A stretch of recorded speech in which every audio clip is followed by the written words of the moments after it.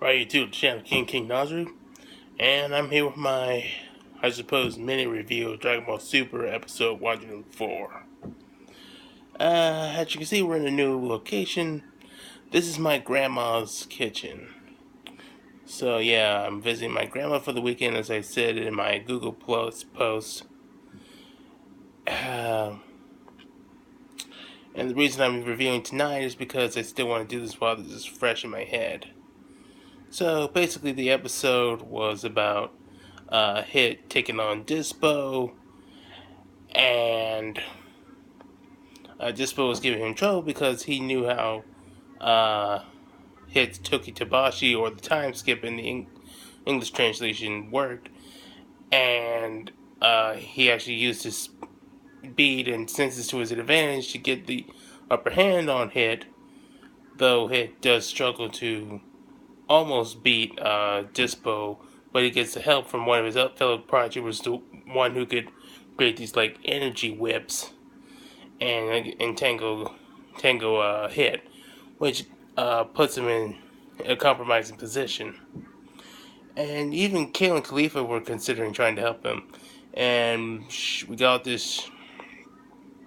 We had Champa a little bit nervous, which also reminds me of this one funny bit where Champa noted that Dispo, and Beerus look very similar, but it makes sense for Champa and Beerus to look similar since they're twins. But Dispo is a bunny, whereas Beerus and Champa are cats. So, and I think the logic behind it is just that Toei is self-aware of how similar they look, and how the fan community has made a joke on that. And it was kind of interesting seeing a powerful fighter from the Pride Troopers actually lived up to the hype with Dispo, because Hit is no pushover. Unfortunately, this is where we get into things that don't make sense. As we see that Goku goes back into Super Saiyan God, just like in Toyotaro's asinine manga, which I have said numerous times that I despise the Toyotaro's manga version of Dragon Ball Super, because he's made so many ass pulls that are so nonsensical, and now the anime is copying it. And the only reason I can think of is because they either read the manga and thought they could try to incorporate some of these ideas, despite them not making any sense even in there, or Toyotaro has more influence in the anime now and is able to suggest, at the very least, suggest ideas, and they thought they were good ideas when in actuality they're not. So yes, Goku's back in Super Saiyan God and is helping Hit fight Dispo and the other guy, and they basically them teaming up, which had a lot of potential to be really cool, but the fact that they nonsensically brought back Super Saiyan God, which creates so many plot holes. Like, if Goku was able to go back into Super Saiyan God, albeit nonsensically, why didn't he do that sooner against other fighters? And they say to save stamina and ki control, but Super Saiyan God, Super Saiyan had perfect stamina control and ki control prior to the retcon. Thanks a lot, Toyotaro. But it just doesn't make any sense. I'm really getting upset by it.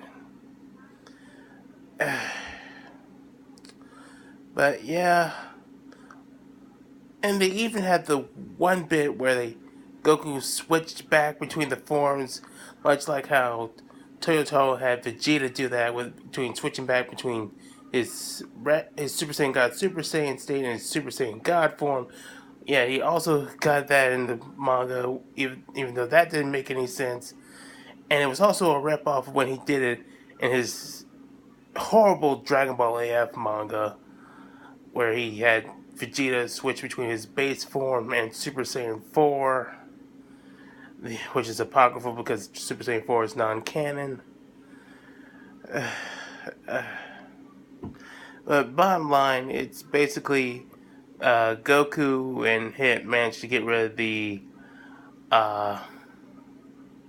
get rid of the guy with the energy whips, and Dispo gets away and meets up with Jiren and Topo, and Topo says that Dispo has gotten strong, and now he's fast enough than the speed of sound and light, which is really not all that impressive because Dragon Ball characters had already been faster than light for a very long time. But whatever. All in all, this episode had a lot of potential to be cool, but the scene that was stupid return of Super Saiyan God and it just incorporating a lot of Toyotaro's ideas, which are completely idiotic, just really made me not like this episode. I mean, I could have at least bought that Goku thought of the idea of just doing the ritual again with the aid of himself, Vegeta, Gohan, Kale, Khalifa, and Kabe, but that would have just let all of them severely drained, and it would have been unnecessary because Goku could just use Super Saiyan God Super Saiyan. So all in all, this episode had some potential, but they really squandered it by bringing it back Super Saiyan God, and all in all, I really did not like this episode. That's my review of Dragon Ball Super episode 104. I'll catch you guys later.